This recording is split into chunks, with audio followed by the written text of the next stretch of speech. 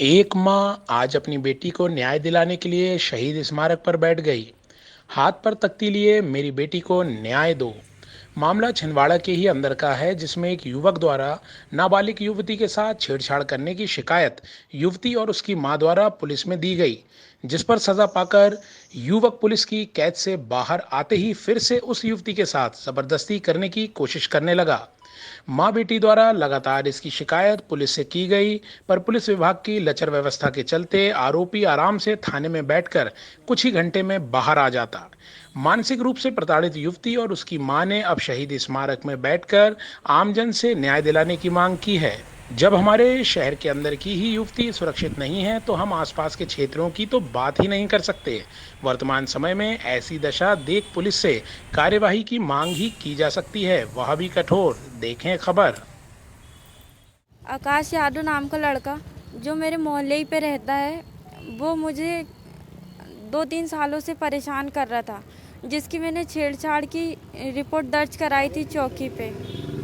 फिर मैं उसकी शिकायत की। फिर वो क्या बोलते से कुछ दिनों के लिए जेल भी गया। फिर वो जमानत से छूट के आने के बाद मेरे साथ 2 बार गलत कर चुका है। फिर ये मैं पुलिस में इसलिए नहीं बताई थी क्योंकि हमको इसका इतना डर था कि हम इसकी कंप्लेंट कराने छुपते छुपाते जाते थे, और हम इसकी कंप्लेंट कराने नहीं पहुंचे थे।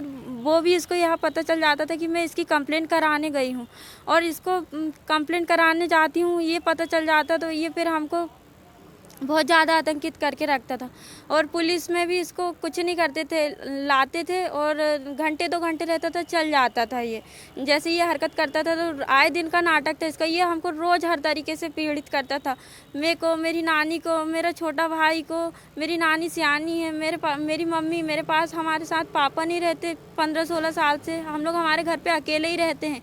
ये कभी भी दिन दहाड़े रात में हमको बहुत परेशान करता था। तो मैं इसकी कंप्लेंट चौकी में कई बार गई कराने, लेकिन इसको कुछ नहीं करते थे, लाते थे, ले जाते थे, छोड़ देते थे।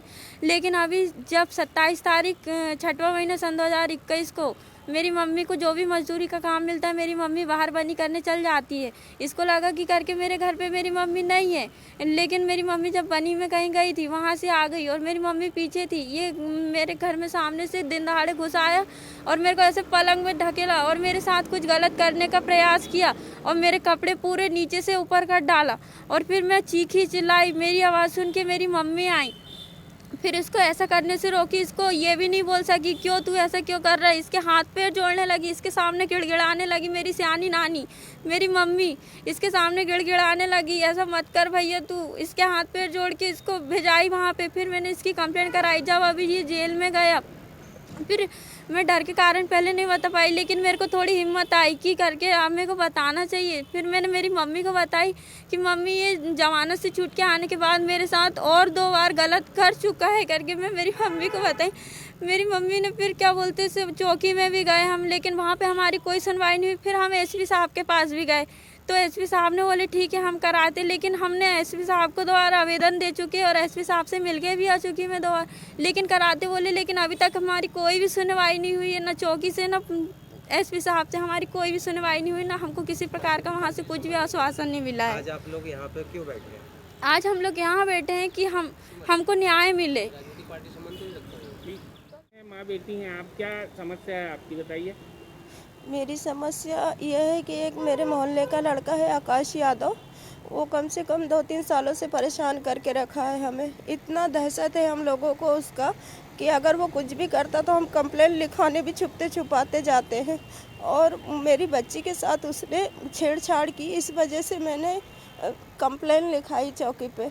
तो बस उसी लेकर वो जब से जो परेशान करने को लगा अभी तक, तो मेरी बच्ची को उसने स्कूल जाते आते समय में भी छेड़छाड़ करने लगा, और गाड़ी में भी खींच खींच के ऐसा मोटरसाइकिल आगे पीछे करके बोलता है कि मेरी गाड़ी में बैठ, और उटपटांग शब्द बोलता है, गलत शब्द का उपयोग करता है वो।